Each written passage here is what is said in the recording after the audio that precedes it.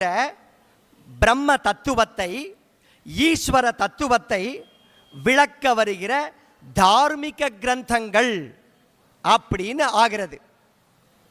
சுவாமி, மறுபடியும் எனக்கு ஒரு சந்தேகம். நமக்கு தான் சந்தேகத்துக்கு குறைச்சலே இல்லையே. என்னப்பா சந்தேகம்? சுவாமி, நீர் சரியா மாட்டினீர் சுவாமி. என்ன? சப்தம் நித்தியம்னு சொன்னேளா? ஆமாப்பா. அப்போ அதிலிருந்து வந்த வேதம் நித்தியம் அப்படின்னு சொன்னேடா? ஆமாப்பா. சுவாமி, இப்போ நாம் பேசின்னு இருக்கிறோமே அதுவும் சப்தம் தானே? ஆமாம். லௌகீக சப்தங்கள் பேச்சுகள் எல்லாமே சப்தத்திலிருந்து வந்தது தானே? ஆமாம். சப்தம் நித்தியமானது தானே? ஆமாம். அப்போ நித்தியமான சப்தங்களிலிருந்து வந்திருக்கிற லௌகீக சப்தங்களும் நித்தியமாயிடுமே. நாம் பேசுகிற எல்லா சப்தங்களும் நித்தியம், வேதமும் நித்தியம். அப்படின்னா என்ன சுவாமி வேதத்துக்கு அப்படி என்ன ஸ்பெஷாலிட்டி? அப்போ அந்த லௌகீக சப்தங்களும் இதிகாச புராணங்களும் நித்தியமான சப்தத்திலிருந்து வந்ததால வேதமும் நித்தியம், அனைத்து லௌகீக சப்தங்களும் நித்தியம் அப்படின்னு ஆகிவிடுமே. அப்போ வேதத்துக்கு என்ன சுவாமி சிறப்பு? நல்ல கேள்வி, குட் கொஸ்டின். நம்ம பதில் சொல்லி தானே ஆகணும். பதில் பார்க்கலாம். Logical approach. நம்ம வேதம் படித்தா, சாஸ்திரம் படித்தா என்னென்னமோ சொல்கிறாளே, லேட்ரல் திங்கிங் எல்லா திங்கிங்கும் வந்துடும். இப்போ பதில் சொல்லலாம். அக்னி தேஜஸ் அப்படின்ற ஒன்றிலிருந்து வந்தது. தேஜஸ் அப்படின்ற குணம் நித்தியம். ஞாபகம் வச்சுக்கோங்க. தேஜஸ் அப்படி பிரைட்னஸ், தேஜஸ் அப்படின்ற குணம் நித்தியம். சரி, அதிலிருந்து அக்னி வந்தது. சரி, ஓகே. அதிலிருந்து சமைக்கிறதுக்கு நெருப்பு உண்டாக்குகிறீங்களா? நெருப்பு உண்டாக்குறீங்களா? கேஸ் ஸ்டவ் பற்ற உடனே நெருப்பு உண்டாக்குறீங்களா? ஆமாம். சமையல் முடிஞ்ச உடனே நெருப்பை அணைச்சுடுறீங்களா? ஆமாம். அப்போ நெருப்பு தான் அணைகிறதே தவிர அக்னியில் இருக்கிற தேஜஸ் அப்படின்ற குணத்துக்கு பிரைட்னஸ், வார்ம்த் அப்படின்ற குணம் அணைந்து போகிறதா? இல்லை. நீங்கள் அக்னியைத்தான் அணைக்கலாமே தவிர அக்னியோட குணமாக இருக்கிற தேஜஸ் அப்படின்ற குணத்தை எந்த காலத்திலும் அழிக்க முடியாது. அது நித்தியம். ஆக நித்தியமான தேஜஸ் என்கிற குணத்திலிருந்து, நித்தியமான தேஜஸ் அப்படின்ற குணத்திலிருந்து அனித்தியமாக இருக்கிற அக்னி வருதா இல்லையா? அக்னி வருதா இல்லையா? அக்னியும் நித்தியம்னு அடம் பிடிக்கிறடா. ஆக ஒரு விஷயம் புரிஞ்சுக்கணும். நித்தியமாக இருக்கிற, எட்டர்னலாக இருக்கிற பதார்த்தத்திலிருந்து ரெண்டு விஷயம் தோணும். ஒன்று நித்தியமான பதார்த்தம், இன்னொன்று அனித்தியமான பதார்த்தம். அந்த நித்தியமாக இருக்கிற சப்தங்கள்லேருந்து நித்தியமாக இருக்கிற வேத சப்தங்களும் அனித்தியமாக இருக்கிற லௌகீக சப்தங்களும் தோன்றுகின்றன. அது கூட வேதத்தில் ஒரு சொற்றொடர் இருக்கு, சொல் தொடர். அக்னிமீளே புரோஹிதம் யஜ்ஞஸ்ய தேவமிருத்விஜம் ஹோதாரம் ரத்னதாதமம் அப்படின்னு. அங்கே அகாரத்துக்கு மேலே ககாரம் இருக்கு, ககாரத்துக்கு மேலே நா இருக்கு, நாக்கு மேலே ஈ இருக்கு. இந்த சொற்றொடர் கொண்ட அமைப்புகள் கொண்ட அந்த வேத சப்தங்கள் மட்டும்தான் நித்தியம் அப்படின்னு சொல்றோம். ஆக இப்போ coming to the shortest conclusion. வேதங்கள் நித்தியமான சப்தங்களினால உருவான சொல் தொடர்களை கொண்ட, எவராலும் எழுதப்படாத, எந்த புருஷனாலும் மனிதனாலும் எழுதப்படாத தார்மீகமான ஆத்தியாத்மிகமான கிரந்தங்கள். இதிகாச புராணாதிகள் நித்தியமான சப்தங்களினால் உருவான அனித்தியம் என்கிற குணத்தை தாங்கிய சத்புருஷர்களால் எழுதப்பட்ட பௌருஷேயமான கிரந்தம். மறுபடியும் சொல்கிறேன், பௌருஷேயமான கிரந்தம். லௌகீக சப்தங்கள் நாம் பேசுகிற எல்லாமே நாம் விவகாரத்தில் பேசுகிற சப்தங்கள் எல்லாமே நித்தியமான சப்தத்திலிருந்து வருகின்ற தற்காலிகமான அனித்தியமான சப்தங்கள். சுவாமி, வேதங்களை அபௌருஷேயம்னு என்னமோ சொன்னேளே, அது எனக்கு சரியா புரியல. அபௌருஷேயம்னா என்ன? Very simple. பௌருஷேயம்னா என்ன தெரிஞ்சுக்கணும். புருஷஸ்ய இதம், ஒரு மனிதனால் உருவாக்கப்பட்டது, ஒரு மனிதனால் எழுதப்பட்டது அப்படின்னு அர்த்தம். அப்போ வேதத்தை தவிர பாக்கி எல்லாமே பௌருஷேயம், மனிதர்களால் உருவாக்கப்பட்டது. அபௌருஷேயம் அப்படின்னா எந்த ஒரு புருஷனாலும் மனிதர்களாலும் உருவாக்கப்படாதது, எழுதப்படாதது அப்படின்னு அர்த்தம். வேதங்கள் அபௌருஷேயங்கள், எந்த ஒரு புருஷனாலோ மனிதர்களாலோ எழுதப்படாதவை, உருவாக்கப்படவில்லை அப்படின்னு அபௌருஷேயம்ன்றதுக்கு அர்த்தம். சுவாமி, வேதங்களை எதுக்கு கஷ்டப்பட்டு அபௌருஷேயம் சொல்கிறேன்? பௌருஷேயம்னு ஒத்துண்டா உங்களுக்கு என்ன பிரச்சனை? நாங்கள் எங்கள் நம்பிக்கையெல்லாம் வீண் போகாது. வேதம் பௌருஷேயம், ஒரு புருஷனால் நல்ல ரிஷி முனிவர்களால் எழுதப்பட்டது. அப்படி இருந்துட்டு போட்டுமே, எதுக்கு கஷ்டப்பட்டு அபௌருஷேயம்னு சொல்கிறேன்? அப்படின்னா வேதம் பக்ஷபாதம் அற்றது. வேண்டியது வேண்டாதது எல்லாம் வேதத்திற்கு கிடையாது. அறத்தை அறம் என்றும் அறமற்றதை அதர்மம் என்றும் தெள்ள தெளிவாக சொல்லிவிடும் வேதங்கள். மனிதன் ராகம், துவேஷம், காமம், குரோதம் முதலிய சகலவிதமான நல்ல குணங்களும் தீய குணங்களும் கலந்த கலவை. அப்போ அவனால் எழுதப்பட்டுள்ள கிரந்தங்களுக்கும், அதாவது பௌருஷேய கிரந்தங்களுக்கும் ராகத்வேஷங்கள் வருவதற்கு வாய்ப்புகள் அதிகம். அந்த ராகத்வேஷங்கள் உள்ள புகுவதற்கு வாய்ப்புகள் அதிகம். வேதங்களை பௌருஷேய கிரந்தம் அப்படின்னு சொல்லிட்டா அவற்றிலும் ராகத்வேஷாதிகள் வந்துவிடும். ராகத்வேஷங்கள் கொண்ட கிரந்தம் எப்படி இது தர்மம் இது அதர்மம் அப்படின்றதுக்கு ஆத்தென்டிக் ப்ரூஃபான பிரமாணமான கிரந்தமாக இருக்க முடியும்? ஆகையினால வேதங்கள் நிஷ்பக்ஷபாதமான அபௌருஷேயமான கிரந்தங்கள். மற்ற இதிகாச புராணாதிகள் சத்புருஷர்களால் எழுதப்பட்ட சாத்வீகமான கிரந்தங்கள். இப்போ மனு வேதங்களை அபௌருஷேயம்னு சொல்றார். பித்ரு தேவ மனுஷ்யானாம் வேத சக்ஷு சனாதனம் அசக்யம் ச அப்ரமேயம் ச வேத சாஸ்திரம் இதி ஸ்திதிஹி. பித்ருக்கள், தேவர்கள், மனிதர்கள் ஆகியோருக்கு வேதம்தான் சனாதனமாக இருக்கக்கூடிய கண்கள். Through Vedas they see the things. Vedic vision அப்படின்னு சொல்லுவாளே, இந்த வேத சாஸ்திரம் என்பது அன்ஷேக்கபிளாக இருக்கிறது. வேதங்கள் பாக்கி எல்லாத்தையும் பிரமாணம்னு சொல்லும். வேதங்களை பிரமாணம்னு சொல்றதுக்கு எந்த கிரந்தங்களும் இன்னும் பிறக்கலை. ஸ்வதப் பிரமாணம்னு பேரு வேதங்களுக்கு. சரி, அடுத்தது இன்ட்ரெஸ்டிங்கான ஒரு விஷயம். வேத காலம் ரீகெயின் ஆன நாகரிகத்தை வைத்து மறுபடியும் ரீகெயின் ஆகிற நாகரிகத்தை வச்சு வேதங்களுக்கு கால நிர்ணயம் செய்வது எப்படி உச்சிதம்?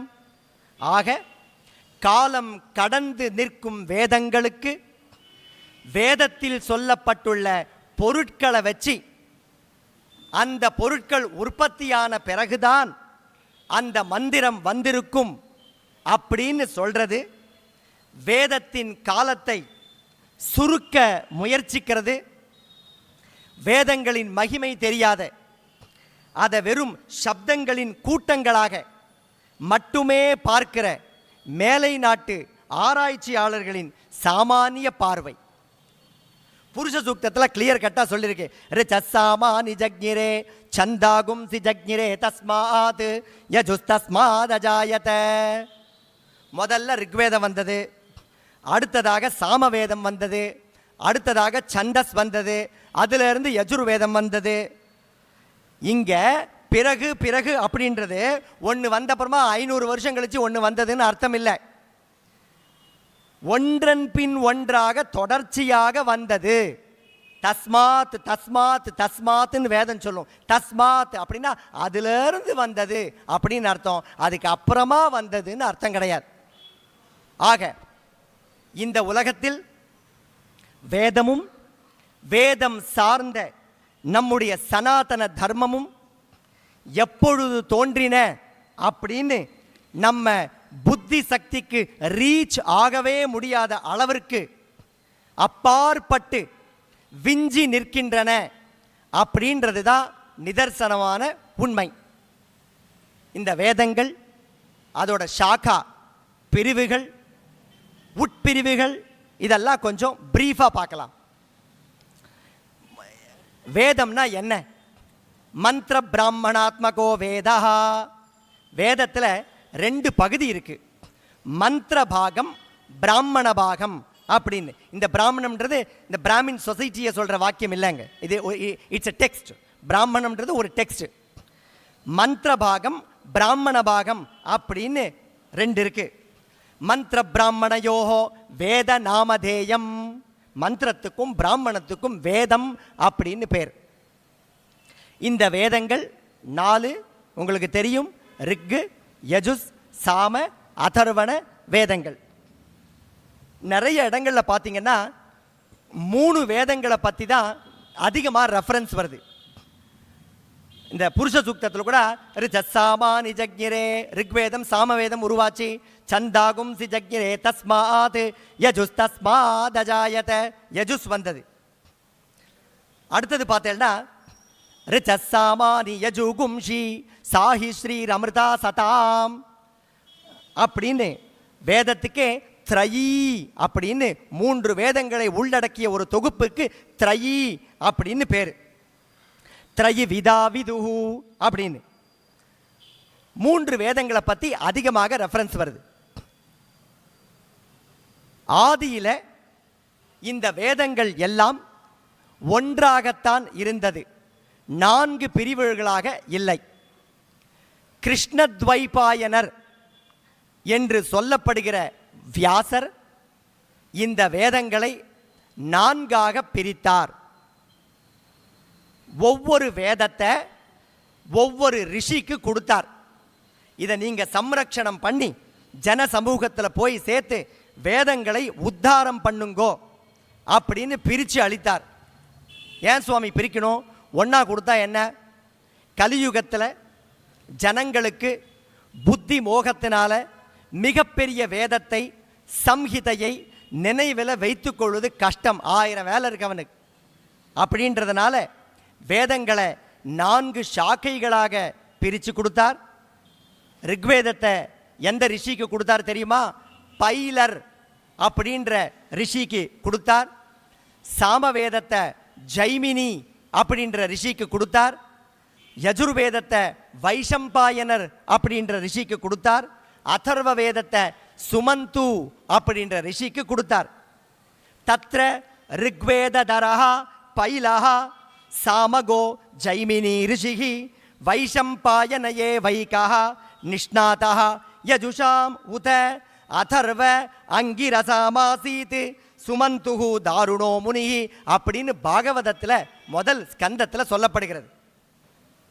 சரி, இந்த வேதங்கள்லாம் எங்கே இதோட யூட்டிலிட்டி வேல்யூ பார்க்கலாம். ஒரு ஹோமம் நடக்கிறது, ஒரு யாகம் நடக்கிறது, 4 வேதக்காராலும் அங்கே ஹோமத்தில் ரித்விக்கா இருப்பாங்க, இருக்கிறது உத்தமம். 4 வேதக்காராளுக்கும் சான்ஸ் இருக்கணும். அதில் ஒவ்வொரு வேதக்காராளுக்கும் ஒவ்வொரு பேர். ரிக்வேதி இருக்கா இல்லையா, அவளுக்கு ஹோதான்னு பேர், HOTHA ஹோதான்னு பேர். யஜுர்வேதிக்கு அத்வரியுன்னு பேர். சாமவேதிக்காராளுக்கு உத்காத்தான்னு பேர். இந்த சாமவேதிக்காரால் யாகத்தில் எப்படி வேதம் சொல்லணும்னு சொல்லிருக்கு, இப்படி தலையை தூக்கிண்டு சொல்லணுமா, ஏன்னா தேவதைகள் மேல் நோக்கி இருக்கா இல்லையா. உத்காதேவ சகுனே சாம காயசி பிரம்மபுத்திர ஈவ சவனேஷு சம்சசி அப்படின்னு ரிக்வேதத்தில் வருது. உத்காத்தா மாதிரி நீ பாடுறியப்பா அப்படின்னு. ஆக அதர்வ வேதக்காராளுக்கு பிரம்மா அப்படின்னு பேர். இவளுக்கு என்ன வேலை? ரிக்வேதி ஒரு குறிப்பிட்ட யாகத்தில் சொல்லப்பட்டிருக்கிற தேவதைகளை ஸ்துதி ஸ்தோத்திரம் பண்ணுவா. இன்னொருத்தர் வாங்கோ வாங்கோன்னு கூப்பிடுவா. இன்னொரு வேதக்காரா அழைப்பை ஏற்றுக்கொண்டு அங்கே யாகத்தில் வந்து அருளி இருக்கிற தேவதைகளுக்கு ஹவிஸு, ஹோமத்திற்கு நெய், திரவியங்கள் இதெல்லாம் கொடுத்து அதிதி சத்காரம், வந்திருக்கிற கெஸ்ட்டுக்கு ரெஸ்பெக்ட், ஹானரிங் த கெஸ்ட் பண்ணுவா.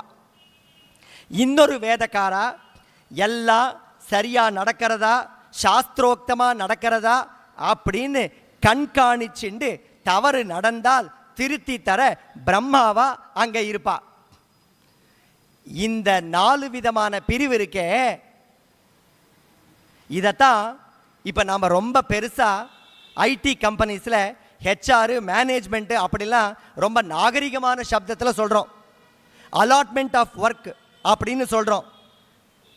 நீங்கள் பாருங்க, ஒரு ஐடி கம்பெனியில் அந்த ப்ராஜெக்டை பிடிக்கணும்னா இவா கம்பெனி பற்றி இல்லாததும் பொல்லாததும் சொல்லணும். சில சமயத்தில் இருக்கிறத நல்லபடியாக சொல்லணும். அப்போது டு கெட்டிங் எனி ப்ராஜெக்ட் நீங்கள் ப்ராஜெக்ட் தரவால ப்ளீஸ் பண்ணணும். அவங்கள கூப்பிட்டுட்டு அடிக்கடி மீட்டிங் வைக்கணும். You have to offer something, you have to monitor. இதுதானே ஐடி கம்பெனிஸில் நடக்கிறது. ஆக எம்பிஏ ஆதி கோர்ஸ்களில் சொல்லித்தரப்படுகிற டாக்டிக்ஸ் அண்ட் ட்ரைனிங் டெக்னிக்ஸ் சர்வசாதாரணமாக யாகங்களிலே நமது சனாதன தர்மம் இயற்கையாகவே நடத்தி காட்டிவிட்டது. 4 வேதங்களுக்கு ஹோதா will take charge of something, அத்வர்யூ will take charge of something and உத்காதா வில் டேக் சார்ஜ் ஆஃப் சம்திங்னு. அவள்லாம் எந்த யூனிவர்சிட்டியில் எம்பிஏ படித்தா? ரொம்ப நீங்கள் யாகங்களை பார்க்குற, நம்ம ஆற்றுல நடக்கிற ஹோமங்களை பார்க்கக்கூடாது. நீங்கள் பெரிய பெரிய யாகங்களுக்கு போனேன்னா அங்கே ரொம்ப சிஸ்டமேட்டிக்காக யாகங்கள் யஜ்ஞங்கள் நடக்கும். அந்தந்த ஸ்பெஷலிஸ்டுகளை கூப்பிட்டு ஒருங்கிணைச்சி கண்காணிச்சு காரியத்தை வெற்றிகரமாக முடித்தல் அப்படிங்கிறது வேத காலத்திலேயே யாக யஜ்ஞங்களிலேயே வந்துவிட்ட சர்வ சாதாரணமான நடைமுறை. அதை இப்போ நாம் பிளானிங், ஷேரிங், எக்ஸிக்யூட்டிங், மானிட்டரிங் அப்படின்னு மிக பெரிய பெரிய வார்த்தைகளெல்லாம் போட்டு தலை மேலே வச்சு கொண்டாடின்னு இருக்கிறோம். இந்த வேதங்களுக்கு பிரான்ச்சஸ், சாக்கைகள் நிறைய உண்டு.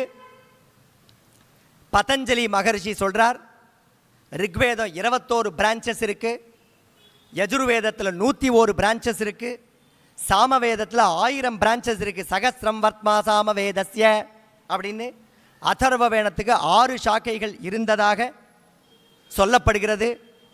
ஆனால் நமக்கு இப்போ வழக்கத்தில் இருக்கிறது ரிக்வேதத்தில் 2 சாக்கை தான் இப்போது நடைமுறையில் இருக்குது. ஷாக்கல ஷாக்கா, பாஷ்கல ஷாக்கான்னு 2 சாக்கை. யஜுர்வேதத்தில் 2 சாக்கை இருக்குது, சுக்ல யஜுர்வேதம், கிருஷ்ண யஜுர்வேதம்னு. சாமவேதத்தில் 3 சாக்கைகள் இருக்குது, கௌதும சாக்கை, ஜைமினிய சாக்கை, ராணாயணைய சாக்கை அப்படின்னு.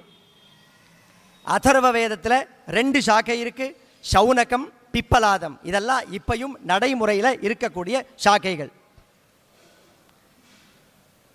ரிக்வேதம் எப்படி இருக்கும்னா பத்திய வடிவில் இருக்கும். இன் போயட்டிக் ஆர்டர். அக்னிமீளே அழகா, அக்னிமீளே புரோஹீதம் யஜ்ஞஸ்ய தேவமிருத்விஜம் ஹோதாரம் ரத்னதாதமம் அக்னி பூர்வேபிர் ரிஷிபிரீட்யோனு அப்படி பத்திய வடிவமாக இருக்கும். அங்கே சந்தோபத்தமாக இருக்கும். வேதங்களோட ஸ்துதிகள் அங்கே சொல்லப்பட்டிருக்கு. யஜுர்வேதத்தில் அநேக விதமான யாகங்கள், யஜ்ஞங்கள், அதற்கு உண்டான அனுஷ்டானங்கள் எல்லாம் எப்படி செய்யணும்னு சொல்லியிருக்கு. யஜுர்வேதம் பற்றி சொல்கிறச்ச அநியமித அக்ஷராவசானோ யஜுகு கத்யாத்மகோ யஜுகு, அதுக்கு அக்ஷர நியமங்கள்லாம் கொடுத்து அக்னிர்வை தேவா அப்படி இஷேத் ஓர்ஜேத்வா வாயவஸ்தோ அப்படி கடகடகடகடன்னு யஜுர்வேதம் கத்தியம் மாதிரி சொல்லிட்டு போயிட்டே இருக்கும். ஒரு மந்திரத்துக்கு இவ்வளவுதான் எழுத்து அப்படின்ற அக்ஷர நியமங்கள் அந்த யஜுர்வேதத்துக்கு இல்லை. இந்த யஜுர்வேதத்தில் இருக்கிற அத்வர்யு யாக கர்த்தா, அவர்தான் சம்பூர்ணமான முக்கியமான யாக காரியங்களை நிர்வகிக்கிறவர். அவர்தான் யஜ்ஞம் எப்படி இருக்கணும்ன்ற அதோட சொரூபம் அதை ஃபிக்ஸ் பண்ணுறதே யஜுர்வேத தான். ரிக்வேதமே சொல்கிறதே யஜ்ஞஸ் யமாத்ராம் விமீமீத உத்வஹா அப்படின்னு. யஜுர்வேதம் மூலமாக தான் யஜ்ஞத்தோட சொரூபம் சரீரம் உருவாக்கப்படுகிறது. அப்படி உருவாக்கப்பட்ட பிறகு அதற்கு தேவையான ஸ்தோத்திரத்தை ரிக்வேதமும் சாமவேதமும் செய்கிறது. அதனால தான் ஷாயனர் முதல்ல யஜுர்வேதத்துக்கு பாஷ்யம் எழுதினார் அப்படின்னு சொல்லப்பட்டிருக்கிறது. யஜுர்வேதம் ஒரு வால் சுவர் மாதிரி, ரிக்வேதமும் சாமவேதமும் அந்த சுவரில் எழுதப்படுகிற சித்திரங்கள் மாதிரி அப்படின்னு வர்ணிக்கிறது. பித்திஸ்தானியோ யஜுர்வேதா சித்திரஸ்தானியோ இதரோ அப்படின்னு. ஆக இப்படியாக இந்த யஜுர்வேதத்தில் 2 சம்பிரதாயம் இருக்கு. பிரம்ம சம்பிரதாயம், ஆதித்ய சம்பிரதாயம்னு. கிருஷ்ண யஜுர்வேதம் பிரம்ம சம்பிரதாயம், சுக்ல யஜுர்வேதம் ஆதித்ய சம்பிரதாயம் அப்படின்னு. ஒரு சின்ன கதை. யாக்ஞவல்யர் அப்படின்னு ஒரு மகர்ஷி, அவர் தன்னோட குருவான வைஷம்பாயனர் அவர்கிட்ட வேதங்களை கத்துண்டார், நல்ல கத்துண்டார். ஒருவேளை என்ன இரிட்டேட் பண்ணாரோ தெரியல, ஒரு சமயத்தில் குரு வைஷம்பாயனருக்கு ரொம்ப பெரிய கோபம் வந்தது. தன் சிஷ்யன் யாக்ஞவல்யனை நோக்கி சொன்னார், என்னண்ட அத்தியனம் பண்ண எல்லா வேதத்தையும் உடனே திருப்பி தந்துடுறா. குருவின் கட்டளை. சாபத்திற்கும் கோபத்திற்கும் பயந்து யாக்ஞவல்யர் தான் படித்த வேதங்களை உமிழ்கிறார், கக்குகிறார். குரு அதை வேஸ்ட் மேனேஜ்மெண்ட்னு சொல்றாளே, இது அங்க பாருங்க. அந்த கக்கப்படுகிற வேதங்களை உடனே தன்னோட சிஷ்யனை கூப்பிட்டு, தைத்திரிய பட்சியா நீ மாறு, உடனே அந்த கக்கனதெல்லாம் எடுத்துன்னு பாதுகாத்துக்கோ அப்படின்னு சொல்றார். அப்படி தித்திரிய பட்சிகளின் மூலமாக சொல்லப்பட்ட வேதங்கள் தைத்திரிய உபனிஷத்து, தைத்திரிய சாக்கை. சரி, இவருக்கு வேதம் எம்டி ஆயிடுத்து, ஒரு வேதமும் தெரியல. நேராக சூரியன் கிட்ட போறார். அப்பா, நான் படித்த வேதங்கள்லாம் எனக்கு போயிடுத்து, தயவு செஞ்சு நீதான்ப்பா எனக்கு சொல்லித்தரணும்னு சூரியன் கிட்டேருந்து வேதத்தை படிக்கிறார். சூரியன் சுக்லவர்ணன் ஆகையினால சூரியன் கிட்டேருந்து வந்த வேதம் சுக்ல யஜுர்வேதம். இந்த ரெண்டுத்துக்கும் இடையே, சுக்ல யஜுர்வேதத்துக்கும் கிருஷ்ண யஜுர்வேதத்துக்கும் இடையே ரொம்ப மேஜர் டிஃபரன்ஸ் என்னன்னா, கிருஷ்ண யஜுர்வேதத்தில் கத்தியம் பத்தியம், அதாவது மந்திர பாகம் பிராமண பாகம் ரெண்டும் கலந்து வரும். ஸோ எங்கே மிஸ்ரிதமாக இருக்கோ அது கிருஷ்ணம் பிளாக்னு வச்சாலோ தெரியல, எங்கே பியூராக இருக்கோ அங்கே சுக்லம் வெள்ளை. அங்கே மந்திர பாகம் முதல்ல வரும், அதுக்கு அடுத்ததாக பிராமண பாகம் வரும். இந்த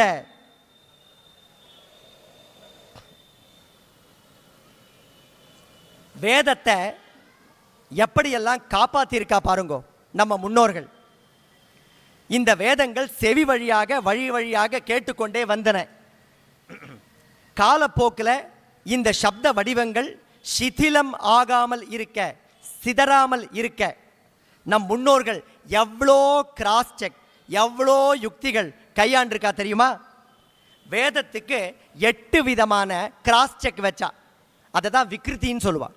என்னன்னா, ஜட்டா, மாலா, சிகா. இப்போ கனபாராயணம் நடந்ததே, இப்போ இங்கே கனபாராயணம் நடந்ததே, அது வேதத்தில் கனம். ஜட்டா, மாலா, சிகா, ரேகா, துவஜோ, தண்டோ, ரதோ, கனஹா அஷ்டௌ விக்ருதய புரோக்தா. சுவாமி, கனம் ஜடையெல்லாம் சொல்லி வச்சாங்க. சுவாமி, இதெல்லாம் எதுக்கு சுவாமி? மூலமான ஒரே ஒரு வேதம் மட்டும் போராதா? மறுபடியும் ஒரு வார்த்தையை 2 தடவை, 2வது வார்த்தையை முன்னாடி வார்த்தையை பின்னாடி, இப்படி எதுக்கு இவ்வளோ காம்ப்ளிகேட்டடா வார்த்தைகள்லாம் போட்டு உருவாக்குவானே? இதுக்கு என்ன நெசசிட்டி பாருங்க. இப்போ வெறும் மூலம் மட்டும் இருக்குன்னு வச்சுக்கோங்க, வழி வழியா வருதுன்னு வச்சுக்கோங்க. யாராவது பெரிய வித்வான்கள் என்ன பண்ணியிருக்கலாம் தெரியுமா? என்ன பண்ணியிருக்க முடியும் தெரியுமா? அந்த வேதத்தில் சப்தங்களில் கையை வச்சு அந்த பதத்தை எடுத்துட்டு தன்னுடைய சொந்த பதத்தை போட்டால் யாருக்கு சுவாமி தெரியும்? யாருக்கும் தெரியாது. சொந்தமா அக்னிமீளே வன்னிம் ஸ்தௌமி அப்படின்னு நான் சொன்னேன்னா யாருக்கு தெரியும்? ஸ்ருதி காது வழியாக தானே வந்தது. நடுவில் உள்ள பதங்களை மாற்றிவிட்டால் என்ன பண்றது யாருக்கு தெரியும்? இப்போ யாராவது இடையில அந்த பதங்களை சொருக நினைச்சா முடியாது. ஏன் தெரியுமா? சம்மிதையில் சொல்லப்பட்டிருக்கா, உடனே கனத்தை செக் பண்றா. சத்வாரி வாக் வாக் சத்வாரி சத்வாரி வாக் பரிமிதா பரிமிதா வாக் சத்வாரி சத்வாரி வாக் பரிமிதா வாக்குன்ற சப்தத்தை எடுத்துட்டு நான் வாணின்னு வச்சுக்கோங்க.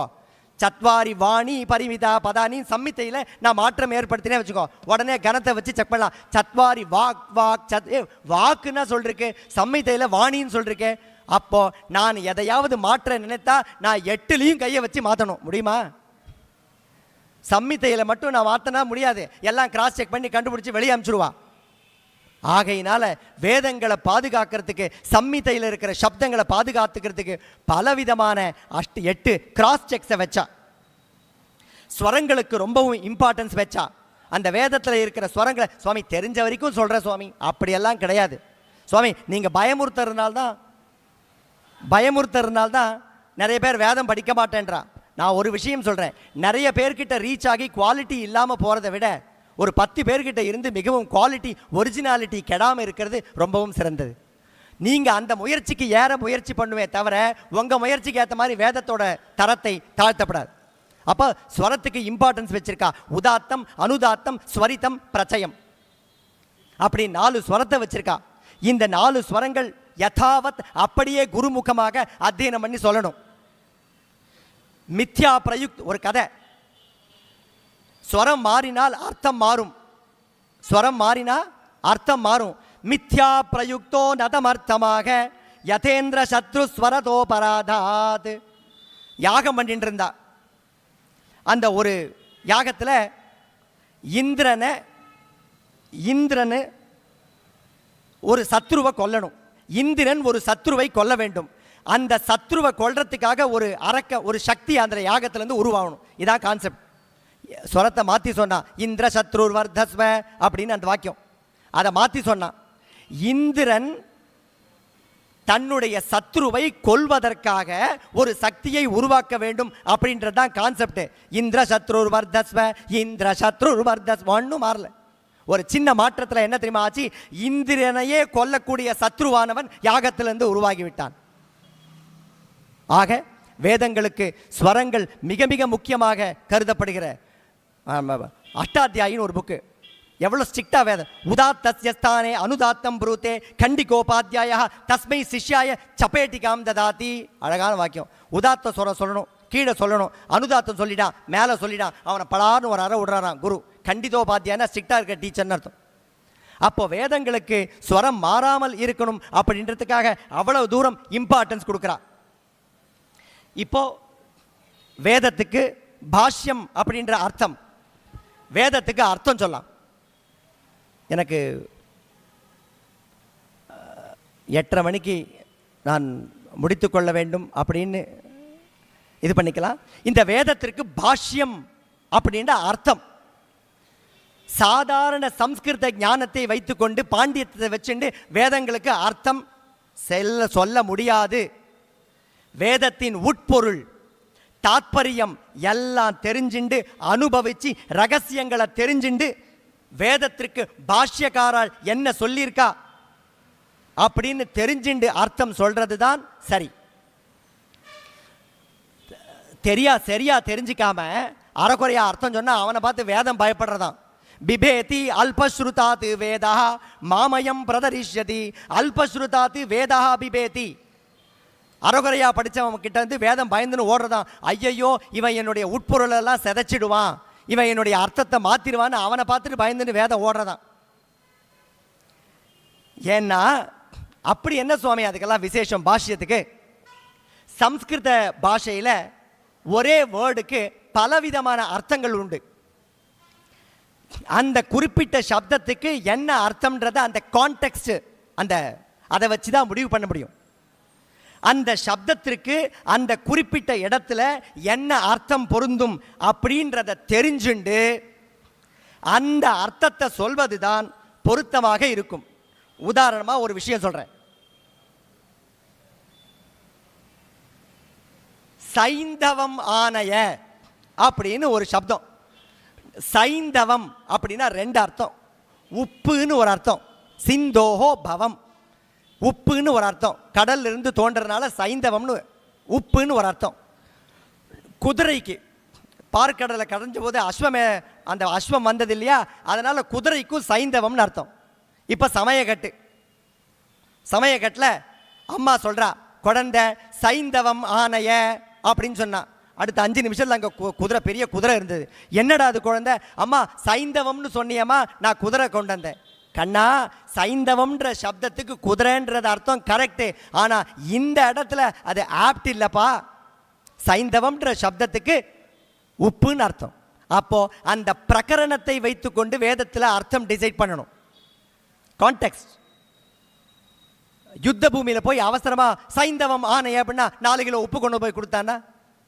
ஆக அந்த கான்டெக்ஸ்டை வச்சுதான் நாம் அர்த்தம் சொல்ல முடியும். நம்முடைய சாதாரண மதிகளை வைத்துக்கொண்டு அத்தியனம் பாஷ்யங்கள்லாம் படிக்காம நாம் இதுக்கு அர்த்தம் சொல்றது கஷ்டம் இல்லை, முடியாது, தப்பு கூட. அப்போ மந்திர பாகம் பிராமண பாகம்னு சொன்னோமா? அடுத்தது பிராமண பாகம்னா எஸ்ஏ டைப்ல இருக்கும், கத்திய வடிவில் இருக்கும். யாகங்களை பற்றி பலவிதமான உபயோகி திரவியங்களை பற்றி, விதிமுறைகளை பற்றி, யாகங்களை பற்றிலாம் பிராமண கிரந்தத்தில் சொல்லியிருக்கும். அடுத்தது ஆரண்யகம். மந்திரம் சொன்னோம், பிராமணம் சொன்னோம், ஆரண்யகம்னா இதில் என்ன சுவாமி இருக்கு? அரண்யம், காடு. சுவாமி ஆரண்யத்துக்கும் காட்டுக்கும் என்ன தோமை? சும்மா ஞானம் வந்தால் காட்டுக்கு போயிடுவான். அப்போ ஆரண்யக்கத்தில் உட்காந்துண்டு, அரண்யத்தில் உட்காந்துண்டு ரிஷிகளும் முனிவர்களும் தனக்கு ஞானம், உண்மை, தத்துவம் எல்லாம் ஃப்ளாஷ் ஆச்சு. அதை ரெஜிஸ்டர் பண்ணி வச்சிருக்கா. அந்த ரெஜிஸ்டர் பண்ணி வச்ச கிரந்தங்கள் தான் ஆரண்யகம். அப்போ ஆத்தியாத்மிக தத்துவங்கள், ஆன்மீக விஷயங்கள் எடுத்து சொல்லப்படுகின்றன. அந்த பிராண வித்யோட மகிமை அந்த ஆரண்யகத்தில் சொல்லப்பட்டிருக்கு. அடுத்தது உபனிஷத். இது 4 தான் முக்கியம். இந்த உபனிஷத்தில் சிலதெல்லாம் ஆரண்யகத்திலேயே வந்துடுறது. வேதங்களின் சாரமாக இருக்கிற சித்தாந்தங்கள் உபனிஷத்துகளில் சொல்லப்பட்டுள்ளன. வேதாந்த தத்துவங்கள் உபனிஷத்தில் சொல்லப்பட்டிருக்கிறது. மொத்தம் 108 உபனிஷத்தான். அதில் இப்போ நமக்கு அவைலபிளாக இருக்கிறது, பிரசித்தமாக இருக்கிறது 10 உபனிஷத்துக்கள். அந்த 10 ஈஷ, கேன, கட, பிரஷ்ன எல்லாரும் படிக்கணும். சுவாமி எனக்கு புரியலை அதனால படிக்கலன்னு சொல்லக்கூடாது. படிக்க புரிய ஆரம்பிக்கும். ஈஷ, கேன, கட, பிரஷ்ன, முண்ட, மாண்டூக்கிய, தித்திரி, ஐதரேயம், சாந்தோக்கியம், பிருகதாரண்யகம், தச. சரி சுவாமி, உபனிஷத்துனா என்ன? வேதங்களோட ரகசியத்தை, கூடமான அர்த்தத்தை நிச்சயிக்கின்றன உபனிஷத்துக்கள். நிகந்தி அவித்யாம் தஜ்ஜம் ச தஸ்மாத் உபனிஷத் பவேத் அப்படின்னு வாக்கியம். அதாவது நம் முன் இருக்கின்ற அஞ்ஞானத்தையும் அவித்யையும் அதிலிருந்து வருகிற வேண்டாத விஷயங்களையும் அழித்துவிட்டு நமக்கு ஞானத்தை தருகின்ற கிரந்தங்கள் உபனிஷத்துக்கள். உப அப்படின்னா அருகில் அப்படின்னு அர்த்தம். நிஷத் அப்படின்னா வைத்தல், வைக்கிறது அப்படின்னு அர்த்தம். என்ன சுவாமி அருகில வைக்கிறதுனா என்ன? எதன் அருகில்? ஞானத்தின் அருகில். ஆக கொஞ்சம் கூர்ந்து நோக்கினா 2 விஷயங்கள் நமக்கு வேதங்களிலிருந்து புலப்படும். ஒன்று ஞான பாகம், இன்னொன்று கிரியாபாகம். அதாவது ஞான பாகம், கிரியாபாகம். கிரியாபாகம்ன்றது என்னது? யாகங்கள், யஜ்ஞங்கள், இண்டிவிஜுவல் அனுஷ்டானங்கள், இவற்றை எல்லாம் சொல்வது என்னது? கிரியாபாகம். வேதாந்த தத்துவங்கள், ஆன்மீக விசாரங்கள், இவற்றையெல்லாம் சொல்வது என்னது? ஞானபாகம். மந்திரமும் பிராமணமும் கிரியாபாகத்தை சொல்றது. ஆரண்யகமும் உபனிஷத்தும் நமக்கு ஞான பாகத்தை சொல்கிறது. சுவாமி ரெண்டுமே வேணுமா? ஆமாம்ப்பா ரெண்டுமே வேணும். இல்லை சுவாமி ஒன்று மட்டும் போருமே, எனக்கு ஞான பாகம் மட்டும் போருமே, நான் டைரக்டாக ஞானத்தை அடைஞ்சு மோட்சத்தை அடைஞ்சுடுறேனே. இதில் உங்களுக்கு என்ன பிரச்சனை? பதில் சொல்கிறா. ஞானம் மட்டும் வேண்டும் அப்படின்ற நிலை சாமான்யமாக வந்துடாது. அது ஒரு மெச்சூர்டு ஸ்டேட்டஸ், அது ஒரு பரிபக்குவமான நிலை. அந்த பரிபக்குவமான நிலைக்கு தயார்படுத்தணும்னா கிரியாபாகங்களை நாம் பண்ணித்தான் ஆகணும். கிரியாபாகங்களை பண்ணி பண்ணி அந்த ஆத்தியாத்ம விசாரங்கள், பக்தி, ஸ்ரத்த எல்லாம் வந்து வந்து ஒரு மெச்சூர்டு ஸ்டேட்டஸை இந்த கிரியாபாகங்கள் கொடுக்கும். அதிலிருந்து நமக்கு ஞான பாகத்துக்கு போகிறதுக்கு எலிஜிபிலிட்டியை இந்த கிரியாபாகங்கள் நமக்கு கொடுக்கும். அடுத்தது சுவாமி